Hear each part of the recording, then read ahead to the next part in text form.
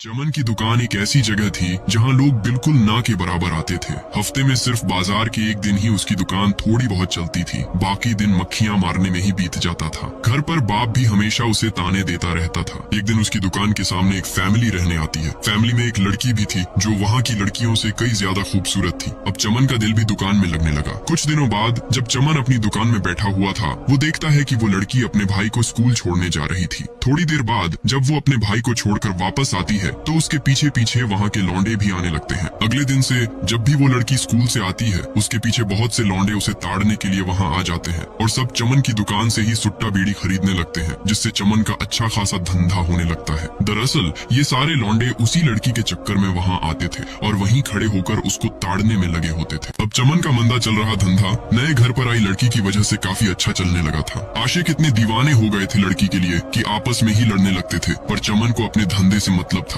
तभी वहाँ दो लड़के आते हैं और चमन से कहते हैं, लड़की तुम्हारे लिए शुभ है गुरु, और अब देखना तुम्हारा धंधा कैसे आगे बढ़ेगा। हमारे पास इसका ढांसू प्लान है। धंधा अच्छा चलने से आज चमन अपने बाप के लिए देसी चिकन और अंग्रेजी शराब ले आता है। बाप भी खुश था कि बेटा काम कर रहा है। लेकिन एक दिन जब वो लड़की रिंकू बाहर अपने कुत्ते के साथ आती है, उसे देखकर चमन के भी होश उड़ जाते हैं। वो बस उसे देखता ही रह जाता है। थोड़ी देर बाद जब रिंकू के पापा चमन की दुकान में चॉकलेट लेने आते हैं, उन्हें पता चलता है कि चमन तो सिर्फ बीड़ी गुटखा ही बेचता था और वो वापस चले जाते हैं। चमन अब अपनी दुकान के लिए और सामान लेता है, साथ में अब वो चॉकलेट भी ले लेता है, क्योंकि सुबह रिंकू के पापा वहीं से चॉकलेट लेने आए थे। लड़कों की भीड़ सिर्फ रिंकू के स्कूल जाने और आने के वक्त ही होती थी, लेकिन चमन एक बात गौर करता है कि लड़की हमेशा अपने कुत्ते को शाम 5 बजे बाहर लेकर आती थी। अब चमन को एक ऐसा टाइम मिल गया था जब वो अकेले ही लड़की को ताड़ सकता था। अब पूरे इलाके में लड़की की खूबसूरती के चर्चे थे, तो इलाके का सबसे हरामी छुटपुटिया नेता टिल्लू कैसे पीछे रहता, वो भी अब लड़की के पीछे लग जाता है। वो भी अब चमन की दुकान में आना शुरू कर देता है, जिसके खौफ के चलते अब लड़के भी आना कम कर रहे थे। बिट्टू और राजू बोलते हैं, ये नाग अगर कुंडली मार गया तो फिर तुम्हारा धंधा गया समझो। लड़की के निकलने के चारों टाइम ये कमीना यहाँ आ जाएगा। क्या कोई और टाइम है क्या लड़की के बाहर आने का? चमन को पता था एक और टाइम, पर वो भी नहीं बताता, क्योंकि वो चाहता था कि उस वक्त सिर्फ वही रिंकू को ताड़े। अब शाम 5 बजे चमन अकेले ही रिंकू को ताड़ता था। चमन भी अब रिंकू को पसंद करने लगा था और वो रिंकू को एक लव लेटर लिखने वाला था, वो भी अंग्रेजी में, जिसके लिए वो एक ठेके में जाकर एक इंपीरियल ब्लू की बोतल खरीद कर सीधे स्कूल के अंग्रेजी टीचर के घर जाता है। पर वो टीचर तो साला पहले से ही भंड था। जब चमन मास्टर से लव लेटर लिखने को कहता है, पहले तो वो मना करता है, पर दारू देखकर तुरंत मान जाता है। और जब चमन पूछता है, आजकल कुछ ज्यादा पीने लगे हो मास्टर जी, तो वो बताता है, क्या करें हम भी इश्क में हैं। जब चमन पूछता है, कौन है वो खुशनसीब, मास्टर बोलता है, मेरी स्टूडेंट रिंकू।